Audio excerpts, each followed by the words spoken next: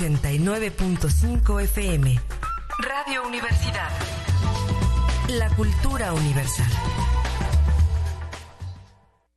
8:30. Ecos de la antigüedad. El aprendizaje del hombre en su recorrido por la historia a través del tiempo. Análisis, reflexiones, leyendas, tradiciones y mitos desde una óptica diferente. Una producción de Raúl Rodríguez Lucio para Radio Universidad.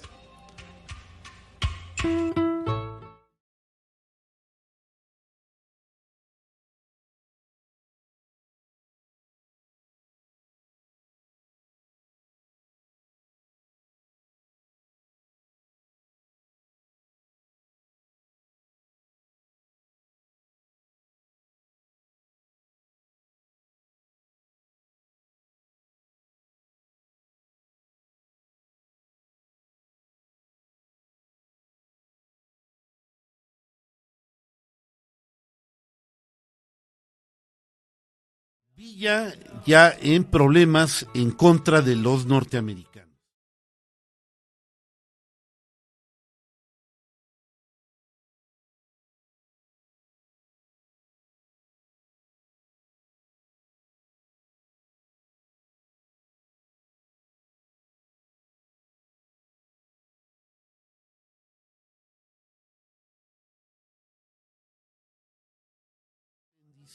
Y las reapariciones de nuestro conductor Alonso Santamaría y de su productor Raúl Rodríguez Lucio.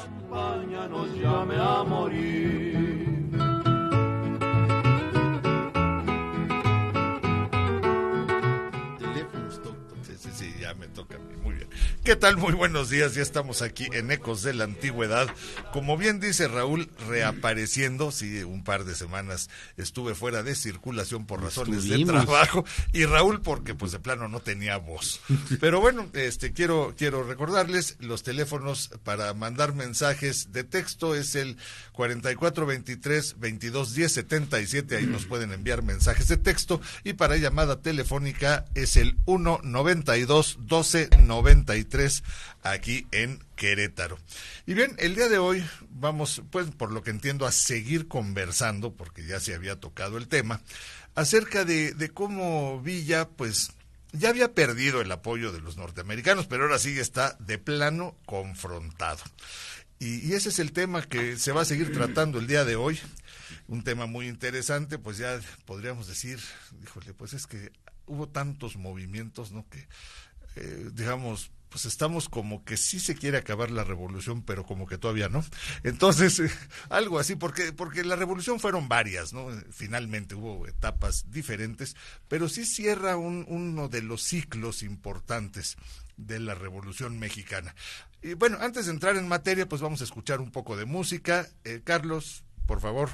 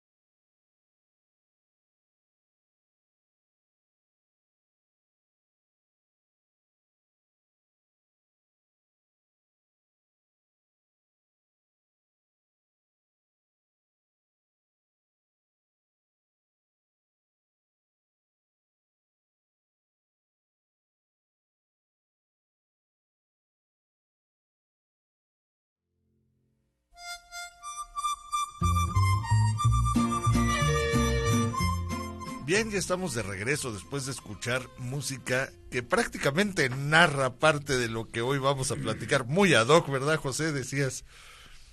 No, sí, excelente. Creo que Carlos le atinó perfectamente al tema, ¿verdad? Porque la expedición de Pershing, que no fue en febrero 23, fue en marzo, más adelante, en marzo, ¿verdad? Okay. Pero bueno, fíjate, te vas dando cuenta, la canción yo me acordaba siempre, México, febrero 23, ¿verdad?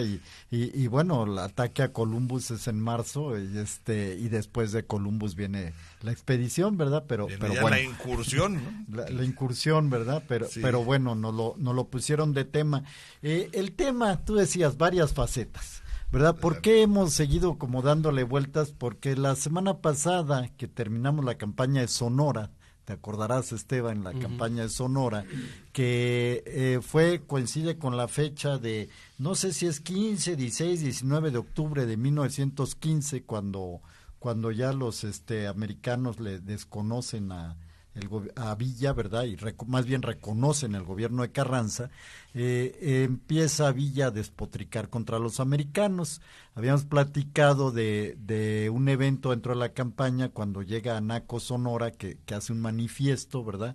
En el que acusa a Carranza de venderle el país a los americanos, el istmo de Tehuantepec y la Baja California, ¿verdad? Y también pues la injerencia, supuesta injerencia de los americanos que iban a tener en los gobiernos sucesivos, en el mismo de Carranza y en el gobierno sucesivo que inducían o pensaban que se iba a poner a Pablo González, ¿verdad?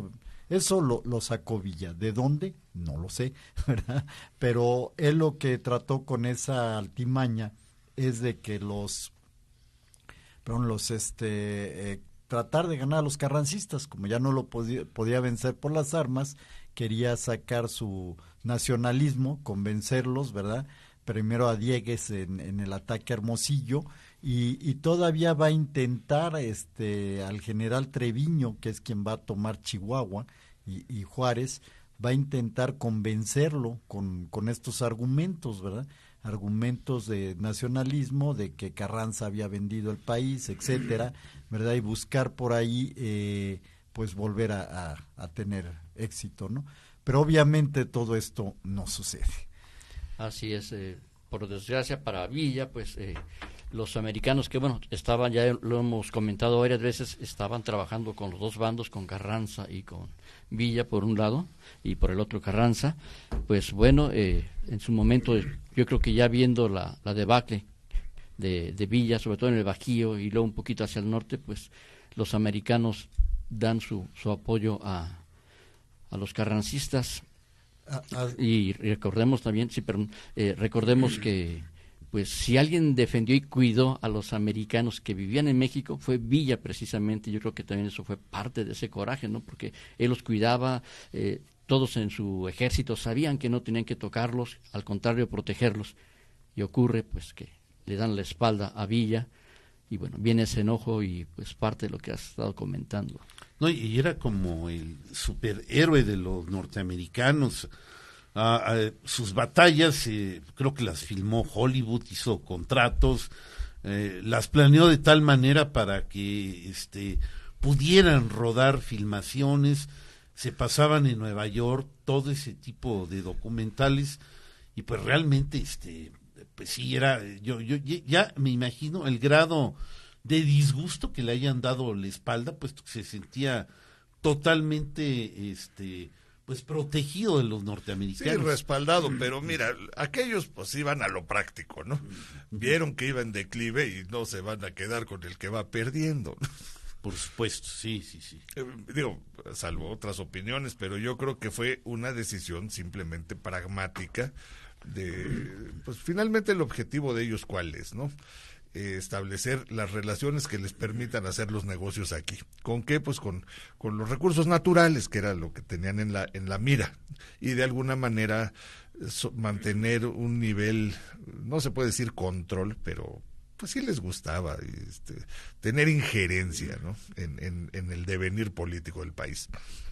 Así es, y mira, Raúl, de eso que comentas era tal admiración que incluso Pershing, de la canción de la incursión, se reunía con Villa en El Paso, Texas, o sea, antes de que todo esto pasara, y le decía el Napoleón mexicano, ¿verdad? Y le admiraba sus campañas. Y así cambiaron las cosas, ¿no? O sea, como lo dices, Alonso, efectivamente la razón de conveniencia, cuando Carranza ya prácticamente dominaba todo el territorio nacional, pues lo lógico era reconocer su gobierno y empezar a negociar con él. Recordemos también que durante esta guerra de 1915 que estuvimos narrando en programas anteriores, había agentes norteamericanos, uno con Villa, otro con Carranza y otro no me acuerdo con quién, si con Zapata o quién, pero los americanos siempre tuvieron sus tentáculos en todos los bandos para ir midiendo, sopesando cuál era la fuerza de cada bando, ir negociando con ellos. Lo que sí concretamente en el caso de Villa, pues había soporte, ¿verdad? O sea, le permitían comprar armas, abastecerse en la frontera americana. Era su punto de abastecimiento, la frontera terrestre americana. Sí, a diferencia de los otros ejércitos que tenía que ser por mar, ¿no? Exactamente, o sea, Carranza, acordemos que estaba en Veracruz. Asentado, y pues por ahí le recibía todo. Zapata, ¿de dónde sacaba el armamento? Eso es buena pregunta, ¿eh? Pues eso es parte del problema. Villa le ofreció un armamento cuando iban a tomar Puebla y todo eso y nunca llegó, ¿verdad?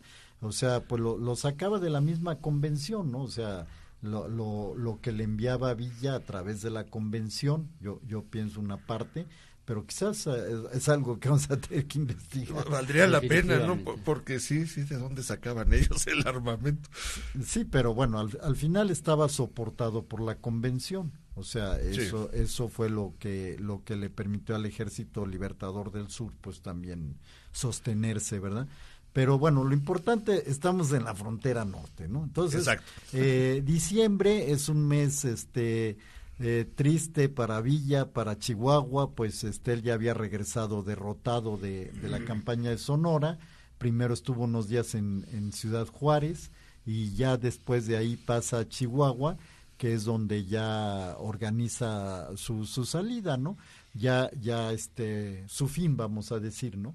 En esos días ya en Chihuahua les dice a sus generales que ahora sí que el que se quisiera ir, pues que se fuera, ¿no?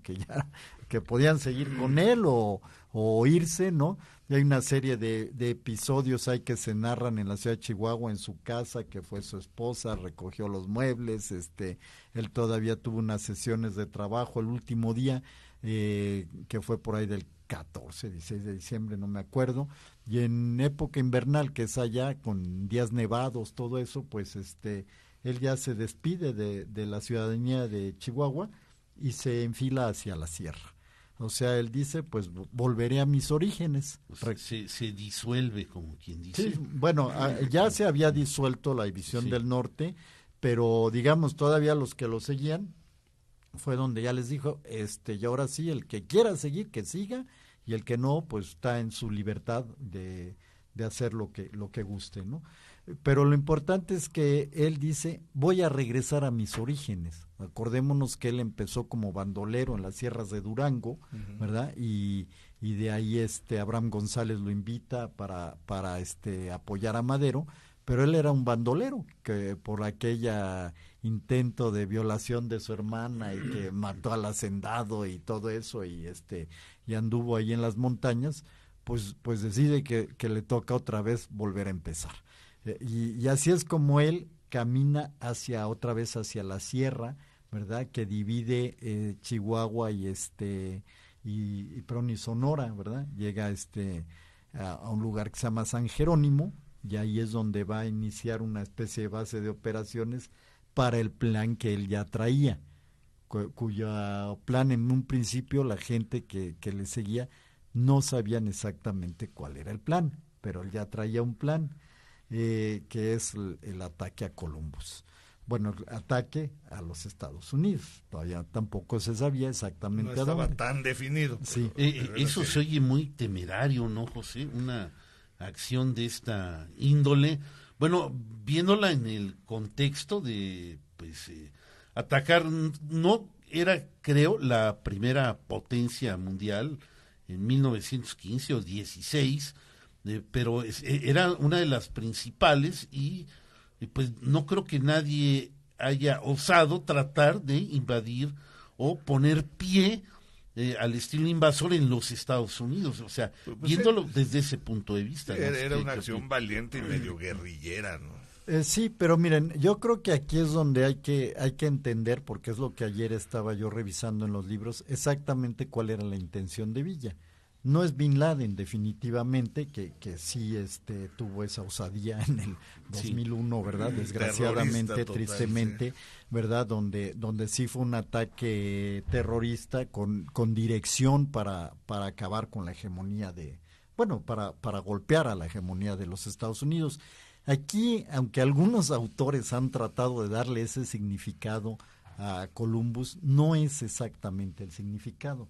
O sea, lo que pasaba por la mente de Villa era simplemente una venganza al agravio que había sufrido, ¿verdad? Era más sencillo de lo que estamos como lo estamos poniendo, ¿no? Sí. Desde la perspectiva que estamos usando. Sí, o sea, él no pensaba así, bueno, con esto voy a alterar la política norteamericana, la hegemonía mundial, darle un golpe. No era ese su intención. No era el alcance. No era el alcance, exactamente. Más bien el alcance era decir, mira, yo me vengo de estos y de personas concretas, ¿no? La situación iba, bueno, sí contra los americanos, darles un golpe a cualquier americano, ¿verdad? Pero personas concretas con las que se topaban al día y principalmente a Sam Ravel. ¿Quién es Sam Ravel? Sam Ravel era un comerciante de Columbus, precisamente, que tenía una tienda en Columbus. Eran una familia de comerciantes que eran los que le abastecían de armas y víveres a Villa, ¿verdad? Era, digamos, su proveedor. Y en estas últimas fechas, una de las cosas que sucedió es que se quedaron con el dinero de Villa. Lo dejaron de abastecer. No le dieron, no. Bueno, creo que sí les envió material militar, pero que estaba echado a perder, que no funcionaba, y en una de las últimas batallas pues se dio cuenta de eso, y también yo creo que por eso esa venganza, porque él reclama, o me entregas bien el material, o me regresas mi dinero. Y este señor Ravel y su hermano pues se niegan, y es parte de eso. Pues ahora va la mía. Así es. Pero miren, les decía, primero vamos a pensar venganza contra personas norteamericanas. O sea, Villa empieza a crear una animadversión contra los americanos, y más que sucede un hecho que tampoco era muy conocido, bueno, cuando menos yo no lo conocía, que en esos primeros días de enero Obregón, que andaba en el lado americano, ¿no se acuerdan que en diciembre por ese lado llegó Obregón, Serrano, que fueron hasta Agua-Prieta? Pues yo no sé por qué, pero según he ido leyendo, Obregón siguió unos días del lado americano, o sea, en la frontera, pero del lado americano, y concretamente en El Paso, Texas. Y en El Paso, Texas, hay un agente de aduanas, otra persona que le pegó a Villa, que se apellidó Cobb. Cobb era el encargado de las aduanas de El Paso, Texas, y precisamente durante toda la campaña de Villa su labor era facilitar el paso de los abastecimientos de armas para México, para Villa, y a la vez el paso del ganado y los productos que se producían en México y se exportaban, por así decirlo, que era de donde se adquirían las divisas para Villa, ¿no? Entonces este personaje que había actuado como agente facilitador, pues inmediatamente se vuelve en contra de Villa y empieza a bloquear toda acción que fuera a favor de Villa, ¿no? A decomisarles dinero, a incluso arrestar a algunas personas, o sea, se voltea en contra. O sea, hacer leña del árbol caído, como se dice vulgarmente, ¿no? Hacer leña del árbol caído. Me permite Espérame. saludar a No. Adelante, Raúl. Justamente estábamos planeando la pausa para los saludos, pero ya de que veo que Raúl toma el teléfono y se pone todo nervioso, digo, bueno, ok, adelante. Saludos a Susana Márquez, Maribel Martínez, que ya están ahí, Macbi Mercado Rodríguez, José Antonio Mendoza nos manda saludos, Antonio Mendoza, sí. Y mi sobrino Alejandro del Valle también, que lo está viendo ahí. Es un gustazo que nos acompañen el día de hoy, muchas gracias. Y sí, Raúl, te pusiste nervioso en la saludada, pues nada más estábamos aquí metiéndole un poco de carrilla al amigo Raúl. Adelante, José, vamos a continuar. No, sí, continuamos. Entonces les decía, este personaje Cobb, ¿verdad? Organiza una cena allí se hace una cena, no me acuerdo si la organizó él o Obregón, precisamente para pues anunciar que ya iba a haber un nuevo orden en México, ¿no? Y fomentar otra vez que hubiera relaciones, vamos a decir, de tipo comercial y negocios entre la gente que en Estados Unidos y en México pues tenían relación, ¿no? Entonces, en esta cena asiste una persona de nombre Charles Watson, que era el propietario de una empresa que se llama Cuauhtemoc o algo así, Mining Company, que estaba asentada en el estado de Chihuahua, y pues como le dicen que ya Chihuahua había sido tomado por las tropas constitucionalistas, pues que el orden se restablecía y que se podía pues volver a circular y establecer los negocios. Entonces se decide enviar, esta compañía decide enviar 20 funcionarios a que regresaran a las minas y volvieran a trabajar, ¿verdad? Uh-huh. Y al día siguiente de esta cena salen en el tren desde Juárez, pasan a Juárez y salen en el tren rumbo a Chihuahua y después de Chihuahua hacia el interior del estado. Se dice que Watson observó que el tren no llevaba escolta militar, el tren ya salió en forma regular, sin escolta militar, y en este tren viajan estas personas que paran primero en Chihuahua y luego siguen hasta el interior del estado. Entonces, concretamente llegan a una estación que se llama Santa Isabel, ¿verdad? Sí. Y en Santa Isabel andaban cerca de Santa Isabel algunas de estas tropas villistas que se estaban todavía movilizando y concentrando con Villa, como les decía. Concretamente andaban Pablo López y Rafael Castro, dos generales de Villa que andaban por ahí cerca. Cuando el tren para en la estación, se acercan unos jinetes de estos villistas y les preguntan a los maquinistas, les platican y dicen, sí, adentro van unos gringos en el tren. Entonces, rápido van estos jinetes y le avisan a Pablo López y a Castro, y ellos corren rápido, a caballo, van a caballo y van e interceptan al tren. Le ponen por ahí en la vía, no sé qué, le descarrilaron algo y hacen que se pare el tren, el clásico asalto de tren de esas épocas, y se ponen a buscar entre los carros y pues localizan a estas personas, ¿no? Entonces los bajan del tren, ¿verdad? Los bajan del tren y los fusilan, ¿verdad? Dicen que los desnudaron y ahí los pusieron a la vara del tren y los fusilan. De ellos huye uno, el primero que logra salir se va corriendo, se llama Thomas Holmes. Esta persona logra huir, ¿verdad? Y salvarse y luego relatar lo que les estoy relatando, ¿no?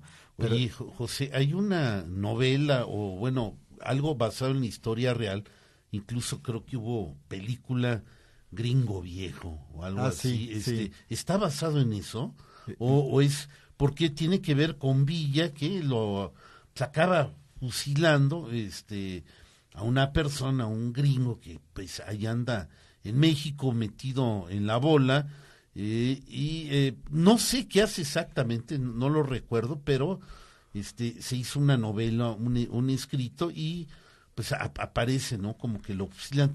¿Tendrá que ver con esto o esa persona ¿Existe? ¿Se ha encontrado? Bueno, mira, yo no me acuerdo, yo leí el libro, es de Fuentes. Es de Carlos sí, Fuentes. no De estoy Carlos mal, Fuentes, sí. Es de Carlos pero sí Fuentes. fue hace años y la verdad, sí como que recuerdo algo lo que me dices, pero bueno, lo único que te puedo contestar a reserva de que aquí Alonso nos saque de la duda Sí, ya. Ya estoy investigando un poquito más. es que no fue a los únicos gringos que fusilaron, ahorita voy a ir platicando otras historias, o sea, les vuelvo a decir, animadversión contra personas concretas de origen norteamericano. Los agarraban y los mataban simplemente por ser gringos en esa O época. sea, sin ¿no? más trámites. Como antes, como decías Como tú, antes que mataban españoles, Sí, ¿no? En o el sea, momento de la independencia. decías tú hace rato, Sí. ¿no? Villa se dedicaba a proteger a los norteamericanos y los protegió durante toda su campaña y sus intereses y todo eso, ¿no? Incluso mi abuelo fue uno de los beneficiados de eso. Pero vamos, en esa época, en ese momento, era tal su rabia, o sea, vuelvo, no era una cosa de política de Estado, no era una cosa de rabia personal contra los americanos. Entonces, americano que agarraban, americano que fusilaban. Entonces, no sé si hayas encontrado algo del gringo viejo, Sí, sí viene aquí pero un poquito de la es sobre narración. esa situación. Sí, lo que sí no especifica este evento en particular, al menos hacia primera. O sea, está más bien basado en las historias en general de los soldados y de ahorita aquí lo tenemos más o menos la idea, ¿no? Pero no particularmente ese evento.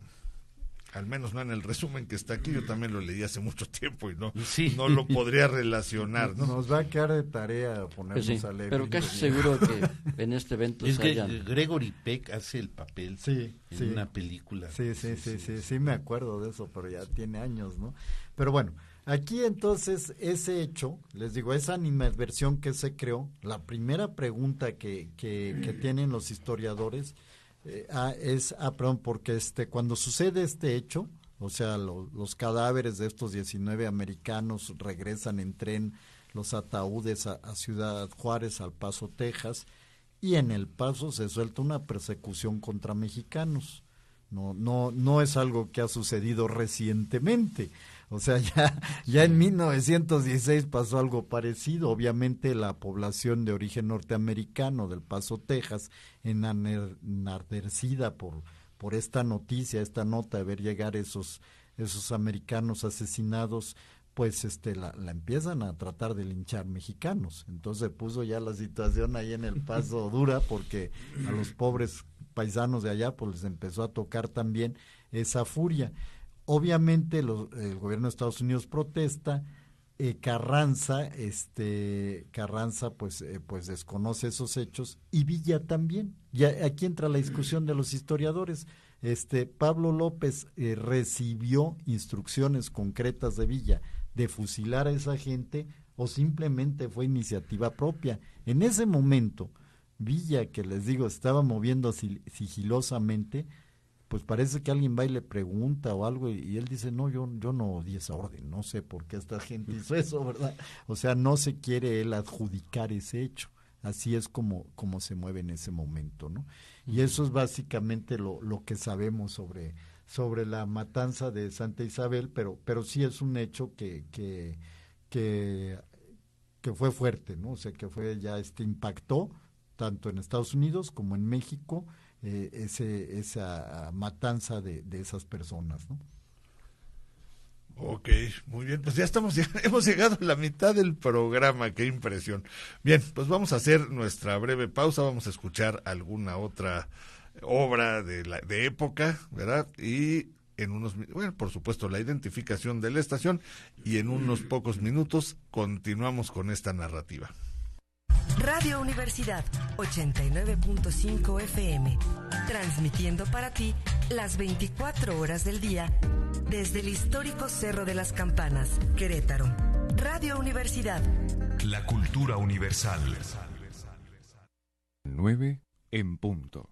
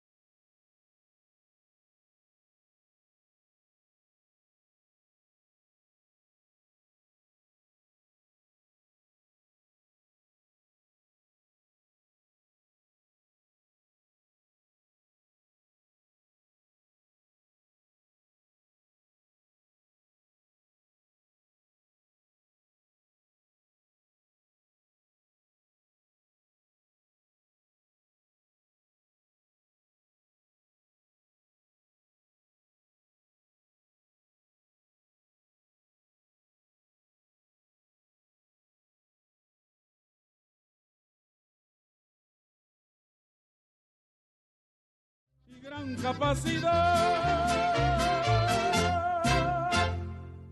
Dile al amo a ver si puede darle qué hacer. Bien, ya estamos de regreso después de escuchar otra melodía de época. Y vamos a continuar con la línea narrativa que traemos. Es muy interesante, sobre todo porque está salpicada de muchas anécdotas y todas estas cuestiones que se va investigando y se va descubriendo realmente, pues en primera, la mentalidad del personaje que ya se perfiló desde otros programas, pero aquí estás viendo, ¿no? Acciones como pues matar a una persona solamente por de dónde es, ¿no? O sea, es una venganza irracional que no tiene una meta o un objetivo claro más que lastimar, ¿no? Ahí le vamos a decir a Raúl que si quiere hacer las 3 caras de Villa, ¿no? Podemos hacer la conferencia de las 3 caras de Villa. ¿Cómo ves? Dame un par de años para estudiarlo y entonces, pero siquiera, no.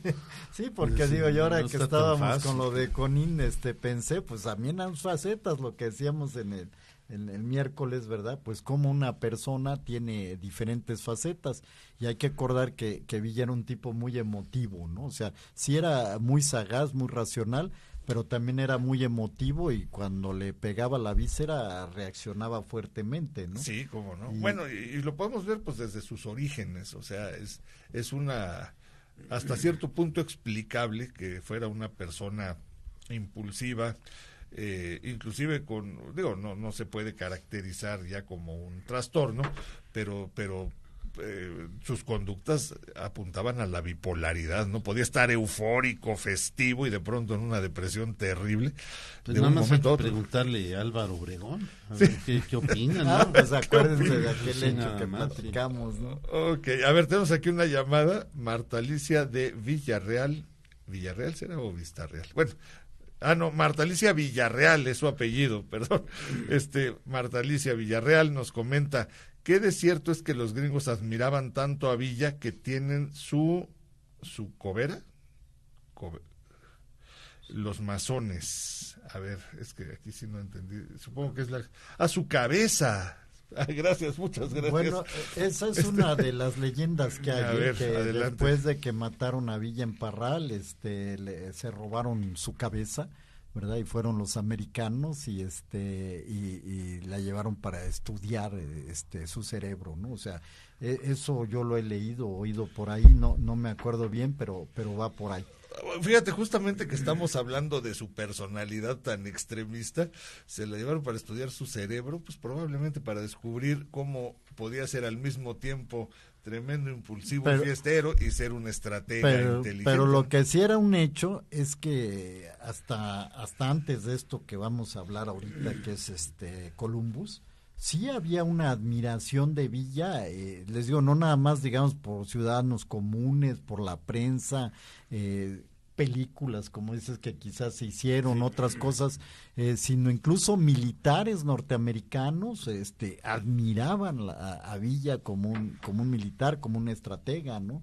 O sea, sí llegó a tener mucho reconocimiento y prestigio, pues hasta que empezó a arremeterla contra ellos y particularmente esta masacre de Columbus, ¿no? Que sí fue un hecho pues bastante fuerte, ¿no? De acuerdo. Bien, tenemos otra llamada de Jesús Barrera Sandoval, que es de Ocotlán, Jalisco.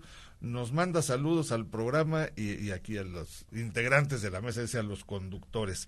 Bien, pues muchas gracias a Jesús Barrera Sandoval, que nos está escuchando desde Ocotlán, Jalisco. Fíjate que es lo bueno del internet, ¿no? Que todos, pues, o solamente que ande por acá y nos esté oyendo por la radio, pero es un gusto que nos escuche.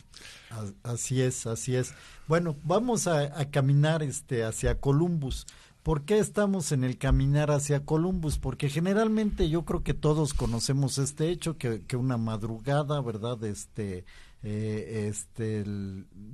Atacan los villistas a la población de Columbus, que la agarran, por decir así, desprevenida, y bueno, y es un ataque de madrugada simplemente. Pero ya leyendo, me puse a leer, pues no fue una cosa así tan improvisada, ¿verdad? Como nomás lo veamos con un hecho improvisado. Fue un hecho estratégicamente planeado por Villa.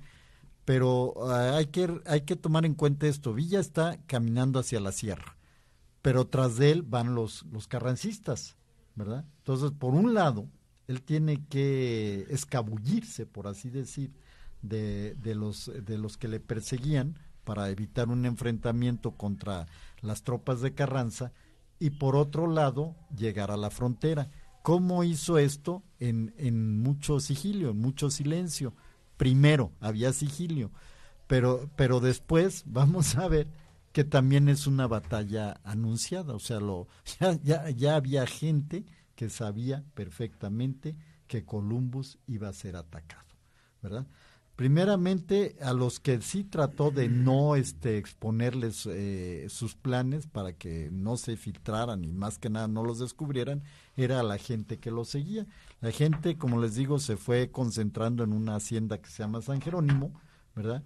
Y de ahí los empieza a hacer caminar por ciénega de Palangas hacia la sierra, otra vez al espinazo de esa sierra que hay entre Chihuahua y Sonora, y empieza, digamos, que a dar vueltas.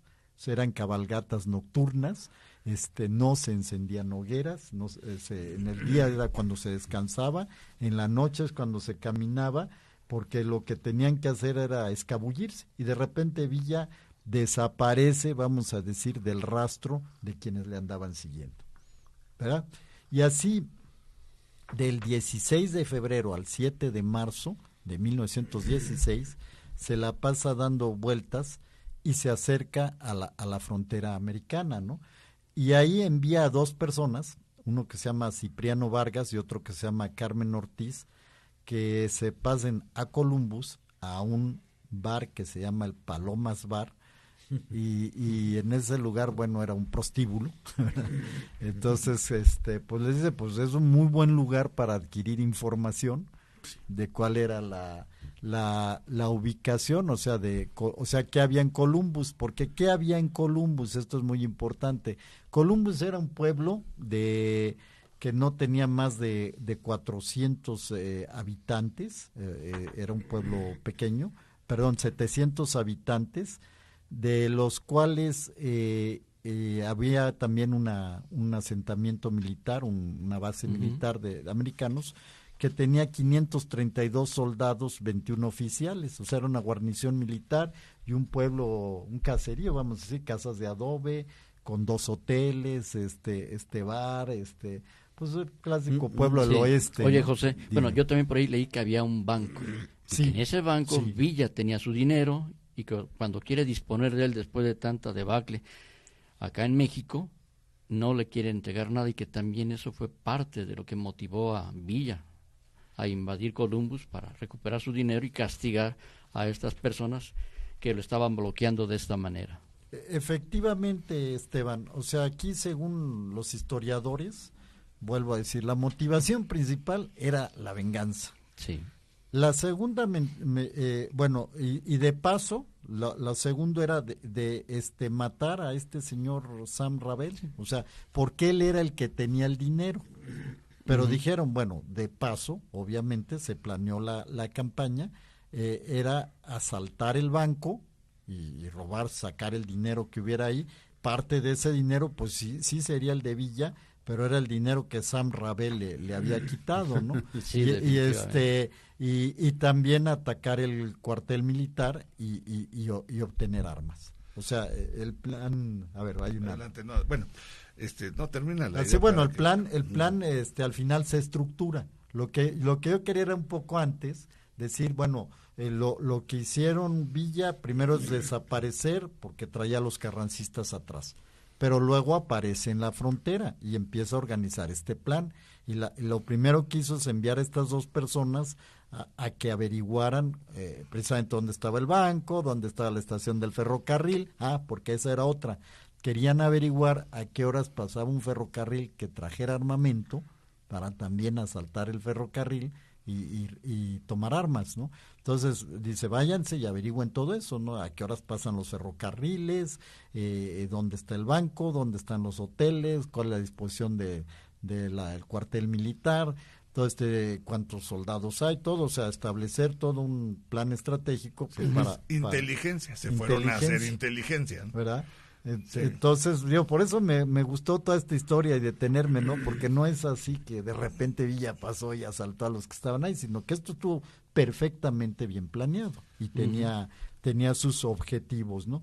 Pero hay otra cosa anecdótica que me encontré aquí, les decía, esto estaba anunciado, o sea, aparece un periodista que se llama George L. Cis, ¿verdad?, que es de una agencia, la AP, de Los Ángeles, que llega justamente a Columbus el día anterior o 2 días anteriores, llega en tren procedente del Paso, llega él a Columbus.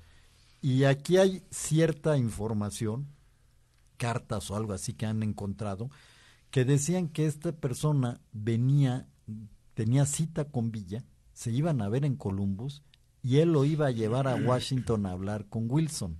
Imagínense qué tipo de anécdotas existían en torno a esto. O sea, Villa estaba por un lado sí planeando el ataque y se presenta Cis, que sabía él perfectamente que iba a pasar, porque él le solicita a su redacción que le envíen un telegrafista especial. Acordémonos que no había WhatsApps, no había redes sociales. Sí, estaba más difícil. Lo que había para comunicarse, pues era ¿cómo se llama? El telégrafo. El telégrafo o el correo, pero el correo tardadísimo. Sí, pero bueno, no había tampoco radio, televisión. Claro. Entonces había que ser la sensación de la noticia. Entonces sí estuvo planeado. Bueno, tráigame un telegrafista que sepa telegrafiar notas, ¿verdad?, porque vamos a tener una nota muy importante en Columbus, en este pueblito. Ese era el tiempo real de la época, ¿no? Exacto.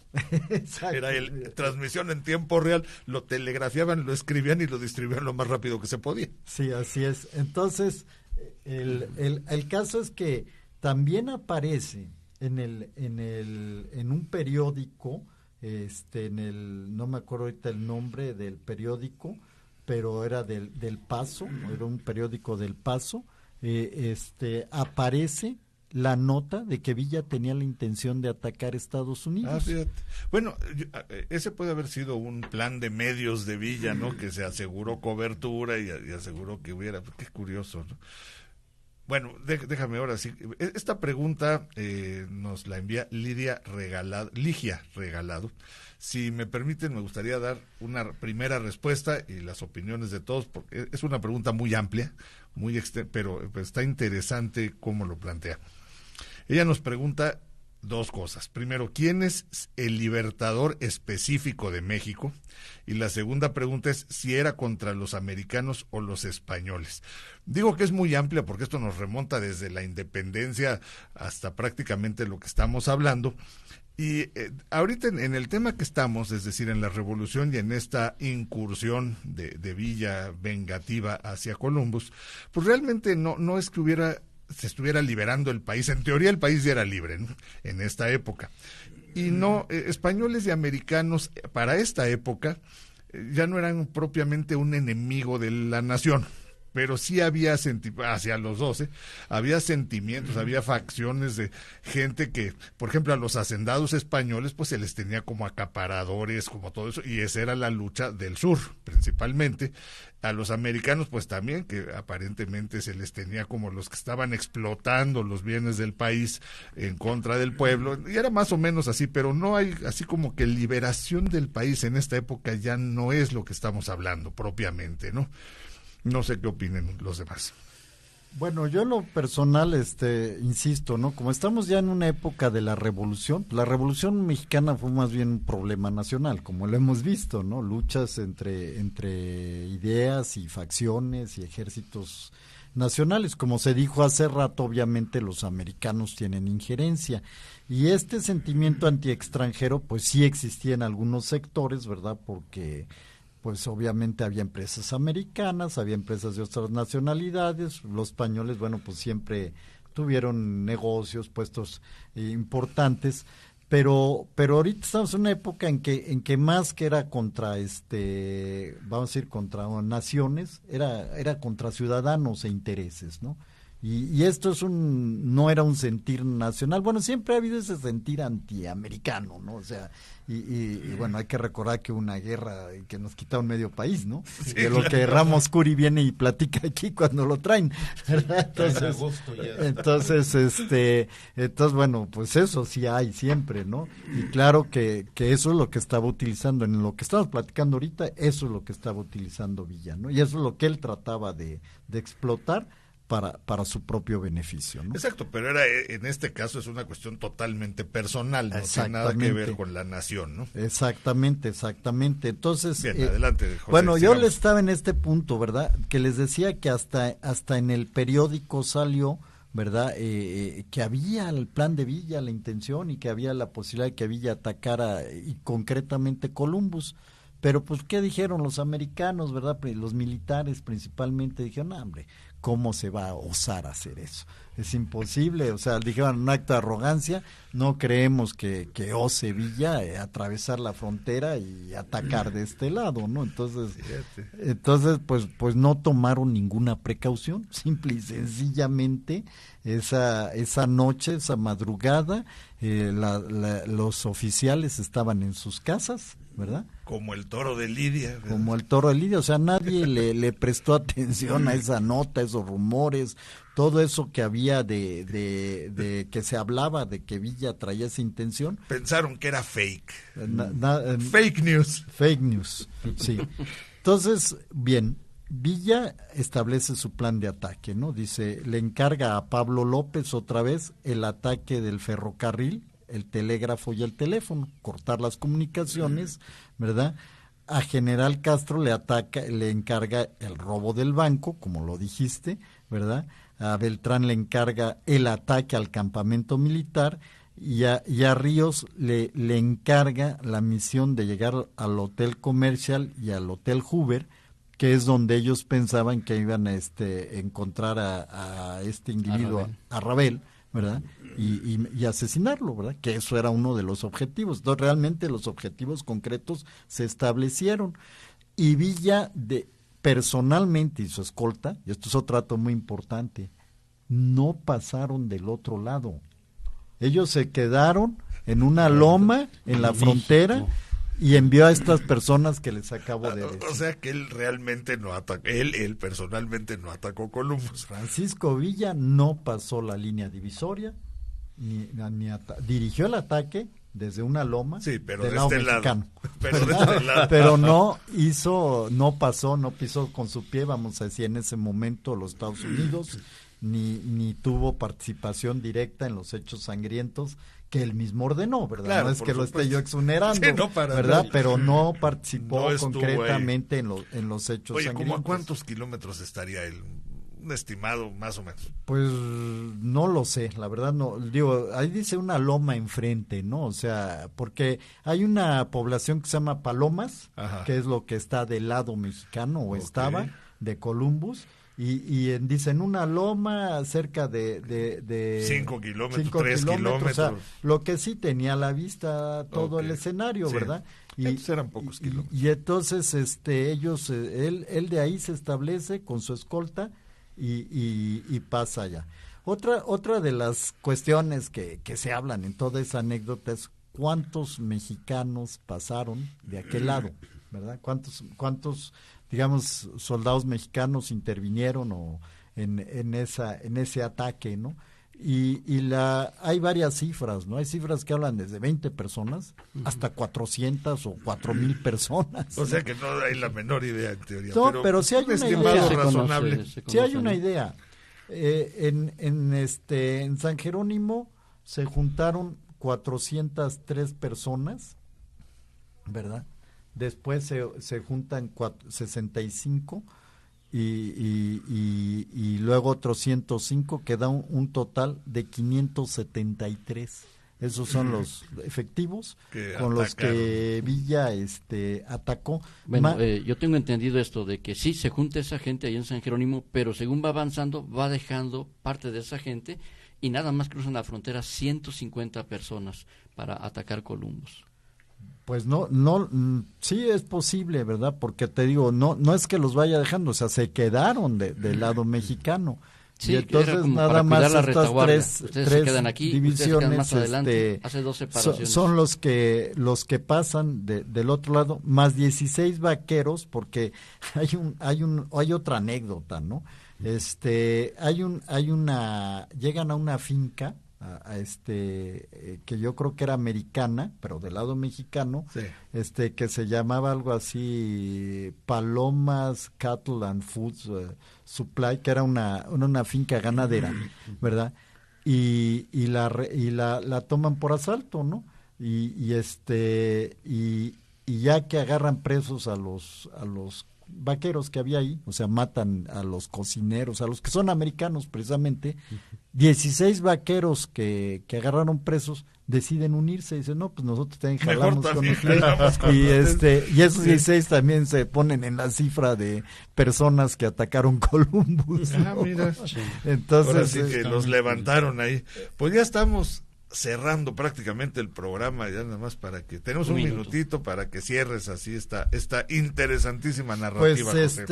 Pues no la dejaremos cerrada el día de hoy, pero vamos a tener que continuar la semana que entra si Raúl está de acuerdo. No, sí, por supuesto, todavía una semanita más, sí, porque me quedé en lo que yo tengo como nota hacia Columbus, pero creí importante poner estos puntos sobre la mesa, ¿no? Fue un ataque planificado, con mucha estrategia, supuestamente sigiloso, pero en Estados Unidos todo el mundo sabía que lo que iba a suceder, pero nadie tomó precaución. Pero si gustan, la semana que entra, entramos ya entramos a describir cómo fue ese ataque a Columbus y las consecuencias que se siguieron de él, ¿verdad? Que es otra parte que podemos analizar. Sí, claro que sí. Ahorita vimos la llegada, apenas están llegando. Adelante, Raúl. Hay una persona, CIPC, DIPC, y te manda muchos saludos. Sí, claro. Te lo dejo ahí. Mi queridísima amiga, ahorita está viviendo, me parece que en Toluca, porque ya le contesté por ahí. Sí, mi queridísima amiga que nos está escuchando y es un verdadero gustazo. En Toluca. Bueno, ella es de Pachuca, pero ahora está viviendo, me parece que en Toluca, si no me equivoco. A ver si no nos escucha alguien en Columbus, Estados Unidos. Ándale, eso estaría interesante. Pero no se llama CIPC, no, por sea, nada más DPC, ¿no? Como que... No, ese es su seudónimo de Facebook. Seudónimo, sí. Y bueno, pues así es. Bien, pues hemos llegado al final del programa. Muchísimas gracias a todas las personas que nos acompañaron y bueno, pues seguiremos con esta narrativa la próxima semana. Ecos de la Antigüedad. El aprendizaje del hombre en su recorrido por la historia a través del tiempo. Análisis, reflexiones, leyendas, tradiciones y mitos desde una óptica diferente. Una producción de Raúl Rodríguez Lucio para Radio Universidad. Radio Universidad 89.5